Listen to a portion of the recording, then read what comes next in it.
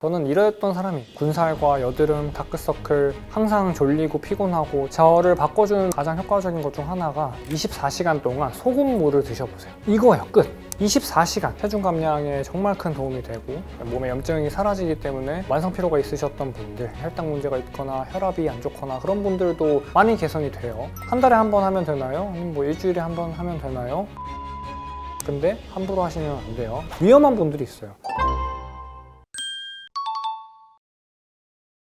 살 안 찌는 몸을 만들기 위해서는 간헐적 단식을 반드시 해주셔야 되는데 그걸 제가 추천을 드리는 이유를 말씀드릴게요. 간헐적 단식을 하시면 많은 건강상의 이점이 있는데 구독자분들께서 잘 아시겠지만 체중 감량에 정말 큰 도움이 되고 몸에 염증이 사라지기 때문에 만성피로가 있으셨던 분들, 피부 쪽에 뭐 아토피가 있으셨거나 혈당 문제가 있거나 혈압이 안 좋거나 그런 분들도 많이 개선이 돼요. 근데 왜 하필 간헐적 단식이 그냥 아무것도 안 먹는 그 어렵고 고통스러운 그 방법을 많이 추천을 드리냐면 사람 몸이 그렇게 구조되어 있기 때문이에요. 조금 재미없는 얘기일 수 있지만 사람 몸이 정기적으로 음식물이 들어온 지가 얼마 되지가 않았어요. 100년도 안 되죠. 100년. 그렇다는 말은 기술이 우리를 편하게 만들어준 건 맞지만 원래 사람이 어떻게 살아야만 건강해질 수 있는지 그 역사를, 진화론을 생각해 보시면 답이 나오게 되는데 내가 음식을 먹고 싶을 때 먹으면 몸에서 필연적으로 인슐린이 정기적으로 분비되고 많이 분비돼요. 그러면 염증이 많이 생기겠죠? 그러면 생각해야 되는 건 두 가지 정도예요.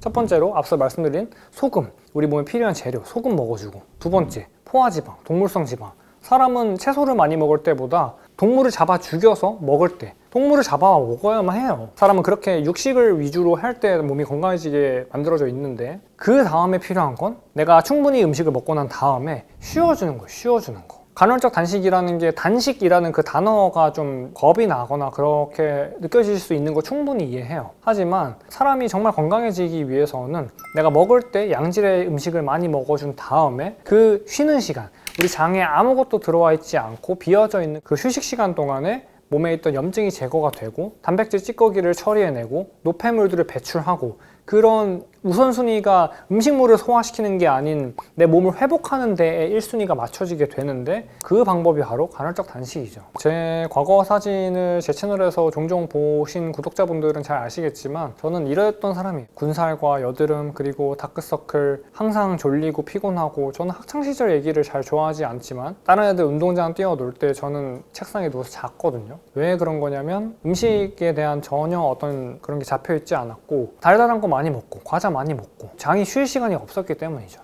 그렇게 저는 살아오는 내내 피부의 여드름과 군살과 피로함을 달고 살았었는데 저를 바꿔주는 많은 방법들 중 하나, 가장 효과적인 것 중 하나가 음식을 먹지 않고 쉬어주는 거. 이 간헐적 단식이었어요. 이 화면에 잘 보이실지 모르겠는데 제 피부를 보시면 피부에 엄청 많은 여드름이 나 있나요? 아니면 엄청 많은 군살이 붙어 있나요? 기운이 없어서 이렇게 웅크러져 있나요? 잘 그러지 않죠. 제가 어떤 뭐 자랑하고자 하는 의도가 아니라 음식을 먹을 때 먹고 먹지 않을 때 안 먹어주면 자연스럽게 사람은 건강해질 수밖에 없기 때문이에요. 피부가 좋아지고 만성피로가 해결되고 이런 것들이 제 채널에서는 구독자분들이 이미 너무 많이 누리고 계신 것들인데 지식의 맛을 보고 계신 구독자분들께서도 이런 정말 제가 얻은 눈부신 건강을 꼭 체험하셨으면 좋겠어요. 그래서 알려드리는 일을 하고 있는 거예요. 그래서 제가 추천드리고 싶은 간헐적 단식의 가장 효과적인 방법을 말씀드려 볼게요. 여러 가지 방법이 있어요. 시간도 제각기 다르고 어떤 건 먹어도 되고 어떤 건 먹으면 안 되고 이런 것들도 많이 들어오신 게 많을 거예요. 그걸 제가 전부 다 정리를 해서 아주 컴팩트하게 요약적으로 말씀드리면 결론적으로 이렇게 시작하시면 돼요. 24시간 동안 소금물을 드셔보세요. 이거예요. 끝! 뭐 어렵나요? 내가 뭐 어떤 뭐 차 종류는 먹어도 되나요? 기름 먹어도 되나요? 그냥 하나 정해드리면 가장 좋잖아요. 24시간 내가 오후 6시에 마지막 식사를 딱 마쳤어. 그러면 그때부터 단식을 시작해야겠다 라고 하면 그 다음날 오후 6시까지 소금물만 드시면 돼요. 그렇게 시도를 해보시면 내가 생각보다 그냥 아무것도 맹물만 마실 때보다 훨씬 덜 힘든 걸 느끼게 되실 거고 그때부터 24시간이 아니라 36시간 시도해보시고 그때부터 오토파지가 일어나거든요. 오토파지가 뭐냐면 몸에서 단백질 찌꺼기들, 죽은 세포들을 스스로 청소해내는 걸 오토, 자동, 파지, 잡아먹는 걸 얘기해요. 24시간 동안 소금물만 드시면서 하는 소금물 단식을 시도해 보시고 그 다음부터 36시간, 48시간, 72시간 해보시다 보면 반드시 어떤 지방류를 살짝 섭취하고 싶으시거나 커피를 드시거나 뭐 티 종류를 드시거나 뭐 올리브유 이런 거를 중간중간 보충해 주시면 훨씬 더 단식 시간을 오래 유지할 수 있거든요. 다만 완전히 클린한 단식은 아닐 수 있어요. 소금물만 마시는 것보단 가장 효과적인 건 72시간 동안 소금물만 드시는 거, 그게 가장 효과적이에요. 근데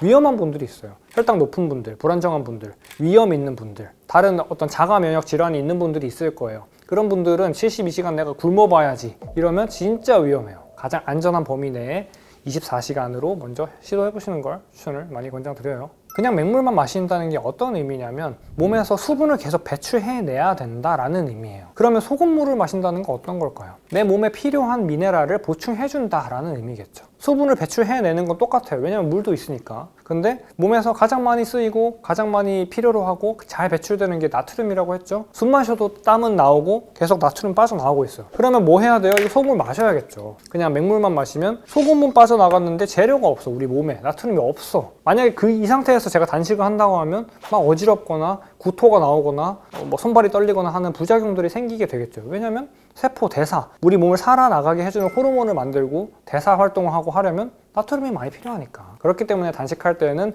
맹물 단식은 정말 위험하고 소금물 단식을 하시는 걸 많이 권장드려요. 그게 가장 정석 방법이에요. 정석. 그러면 궁금하실 수 있어요. 간헐적 단식 그러면 24시간 해볼게요. 한 달에 한 번 하면 되나요? 아니면 뭐 일주일에 한 번 하면 되나요? 저 같은 경우는 이렇게 해요.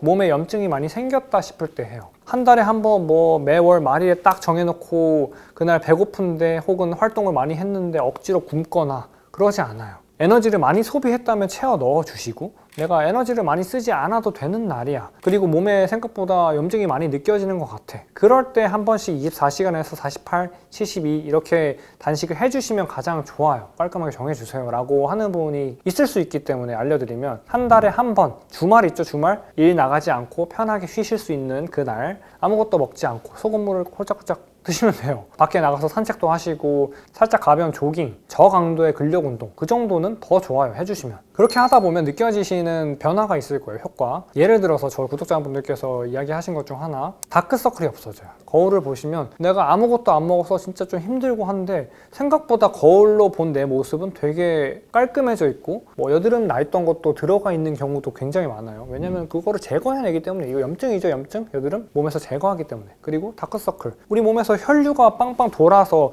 심장에서 나온 피가 머리 끝까지 도달되면 이런 다크서클이 생기지 않을 거 아니에요. 얘가 퇴색된 거거든요. 눈 쪽에 혈류가 충분히 모이지 않아서 다크서클이 생기는 건데 그런 것들도 우리 혈류, 혈관이 좋아지기 때문에 간헐적 단식하게 되면 그렇기 때문에 그런 것도 없어지고 피부에서 가장 많이 드러나실 거고 나중에 하다 보면은 상처가 났거나 이런 것들도 간헐적 단식을 하게 되면 훨씬 빨리 나아요. 내가 막 좋은 거 챙겨 먹고 할 때보다. 그러면 서로님 몸에 염증이 많을 때만 간헐적 단식 한다고 하셨는데 몸에 염증이 많은지 적은지 뭐 어떻게 아시나요? 몸에 염증이 많을 때 생기는 여러 가지 현상들이 있는데 가장 대표적으로 허리가 아픈 거. 많이 앉아있는 분들, 몸에서 염증이 생기고 있을 때 가장 쉽게 염증 반응을 느낄 수 있는 곳이 허리예요. 허리. 왜냐면 장기와 가장 가깝고 그곳에서 소화가 일어나면서 쉽게 생길 수 있는 부위예요. 특히 현대인 분들은. 그래서 허리가 아프거나 손발이 찌릿하거나 아니면 몸, 이 눈알 있죠, 눈알이 살짝 노르스름해지거나 그런 분들이 황달 있는 분들, 그런 분들은 평소에 몸에 염증이 많이 있다는 증거인데 그런 것들이 간헐적 단식을 하나씩 시도해 보시다 보면 많이 좋아지실 겁니다. 근데 함부로 하시면 안 돼요. 이 소금물 항상